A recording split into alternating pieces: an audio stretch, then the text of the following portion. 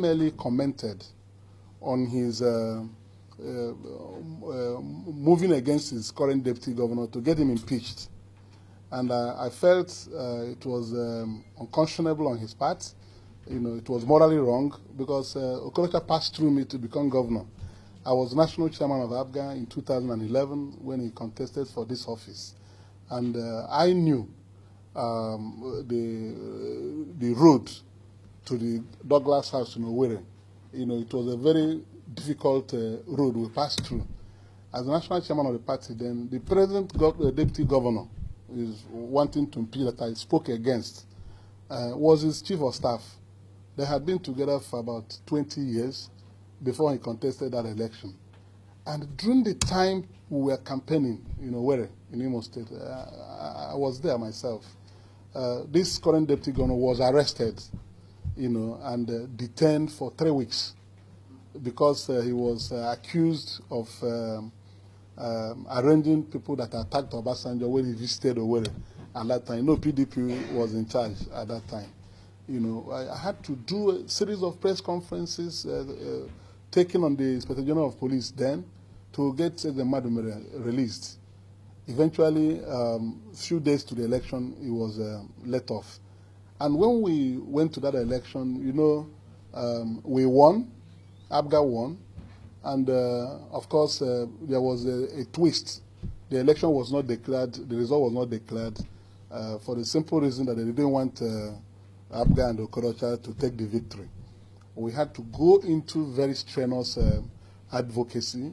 I was on television all the time, and I had to come to INEC with Senator Chris Anyanwu and Chief Martin Abaso to make a presentation at INEC that led to the cancellation of election in Ohajeboma local government, Uguta local government, a repeat for Mbitolu local government where the twist happened, and then Ngokpala where election never took place. It was after that presentation that INEC ordered a supplementary election. We had a 46,000 lead after those cancellations, and a rerun, a supplementary election, was scheduled. Okorocha refused to take part in the supplementary poll. Instead, he headed to the Federal High Court, Abuja, to stop the election from taking place. I moved my people to Imo State with myself. It was at that place that I insisted that APGA was going to take part in the supplementary election, because that was the only way we could get that victory finally achieved. He did not see it himself, who is governor today. He didn't see it. He opposed the supplementary poll. He was in court. But because I said APGA will participate in the supplementary poll, because I knew that was the only way out. If we hadn't held that supplementary poll, 28,000 votes for PDP that were cancelled in Ohajeboma would have been added to PDP. So he was very naive. He didn't see these things. We drove it. I drove it, and went to that supplementary poll where I also served as a local government coalition agent in Mbitolu. He didn't know. He didn't have the understanding of how to conclude the process. We were there, and because Mbitolu was the most problematic local government, I had to go there with a tag like this, and stayed overnight and ensured that we came out with the result that gave us final victory, apart from winning other places. So it was very heartrending for me to see some of the things he did. And again, before he emerged as a candidate, there was an agreement. I was a witness to the agreement he signed with Chief Martin Abaso. I still have the original copy with me, where Okorocha dictated the terms of that agreement. He considered the leadership of the party to Chief Abaso, and they also said Abaso should nominate the deputy. Abaso now nominated his younger brother, Jude Abaso, as deputy. We went to the election. As soon as we won, he changed the whole thing. You see, and along the line in 2013, he impeached that Jude Abaso, who came in as the deputy governor. On the agreement, he dictated the terms. He didn't honor the agreement, you know. Along the line, he left APGA and went away. Leaving APGA wasn't the greater problem. but the issue is his governance of the state. So it's very heartbreaking for me to see a man who came very humbly, answering me, yes, sir, getting to that office and started bullying everybody. He removed his deputy, impeached him. That was not enough for him. Going through his governance profile, you are journalists, you've been covering activities there, insulting religious leaders every day. Even people who supported him to become governor. Life is not like that. So when he moved against his second deputy now, I felt it would be a guilt of silence if people don't call him to order. So I had to bring him to his moral sense that what he's doing is not what a Christian should do. It's a bad record for somebody to be governor and impeach 2 deputy governors within his tenure of office.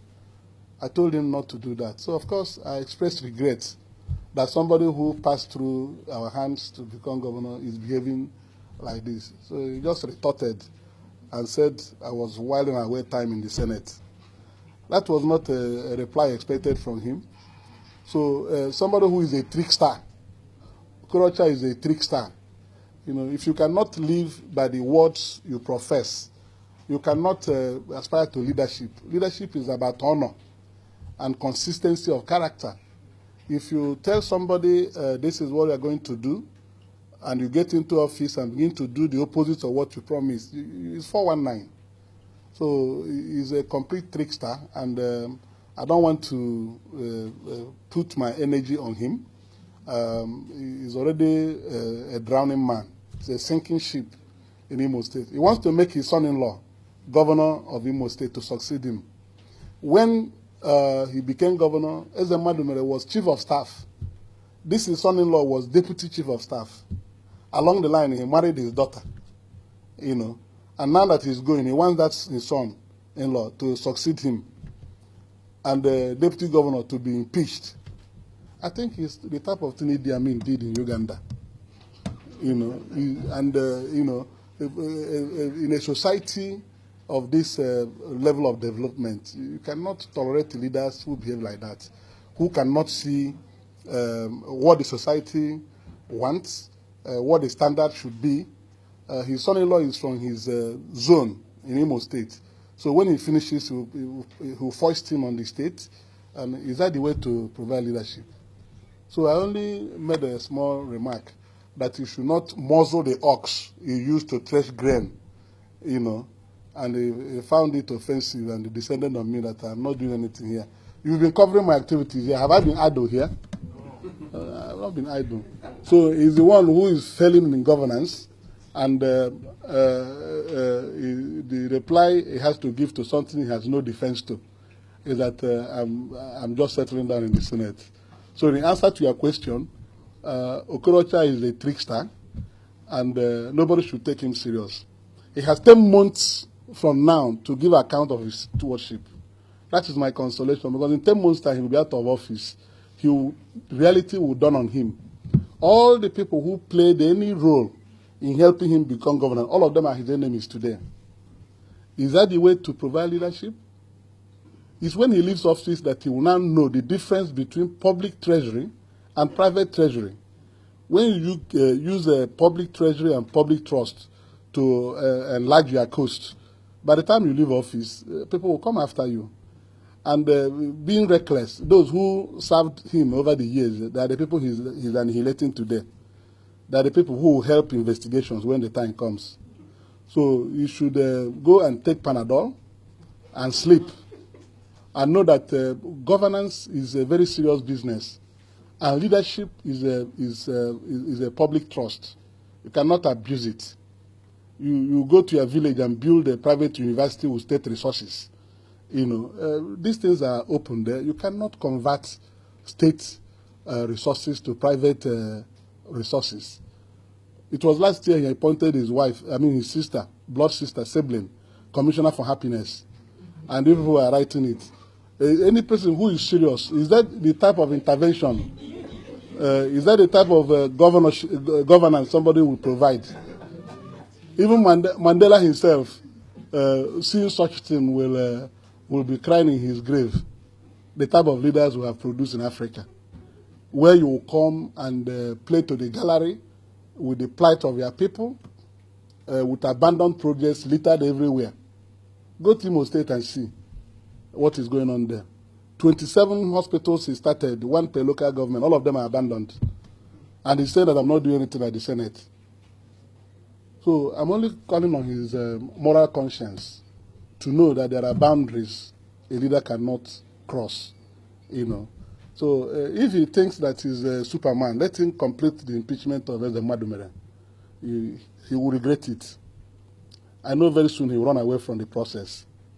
Because you cannot be sleeping with somebody who knows everything about you. Tomorrow you wield a stick as if the person is not a human being again. Some of these things will come to bear. So what you read was just a misplaced aggression. The man is drowning in Imo State. And I had to say so because if I didn't tell him that, it means that I encouraged what he was doing. Haven't come through my hands to become governor. So I simply dissociated myself and asked God for forgiveness. That was what I did.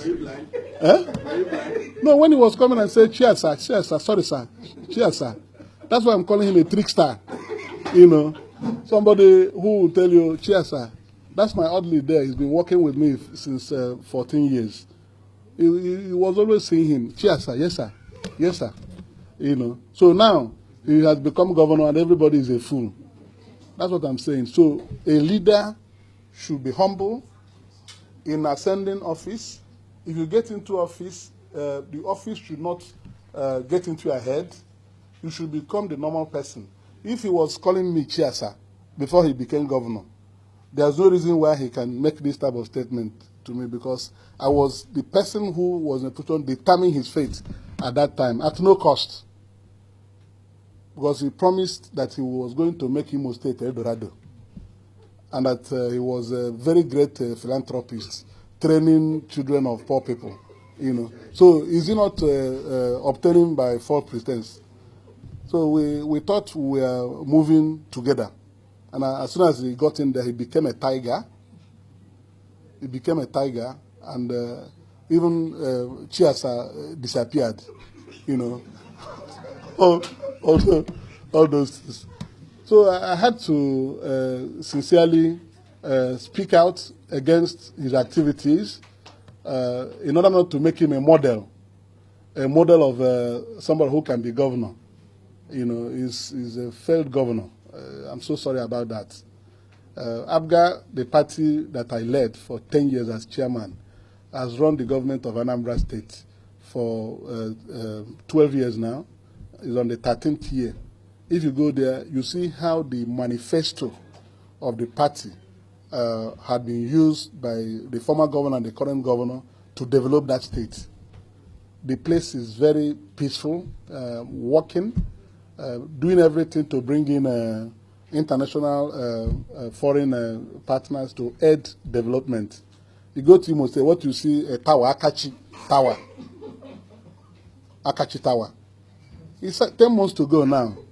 And when he came, he said he will make Okiwe will look like London, then Olu will be like New York, and Owerri will be like Washington, D.C. Has he done that? So I'm sorry. You know, when you want to seek opportunity to lead the people, you must be organized. And when God gives you that opportunity, you must be humble with that. So what he's doing is that he's bullying people. I don't like it. And I called him to order. I'm in a position to call him to order. As my younger brother, I'm older than him. Incidentally, I'm older than him. So I'm in a position to advise him. And knowing that I have so much to talk about, I'm in a position to call him to order. Those agreements that I have, he knows I have them with his signature. If he talks again in the next 1 week, I will publish some of them so that he will know that 419 cannot be used to get to leadership. It's something that out of the plight of the people you live with, you feel things are not working well, and you offer yourself to be part of the solution, correction. You come out, not to use trick to take power, and then leave your people despondent. That's what he has done in Imo State. So it's a very sad commentary. Thank you.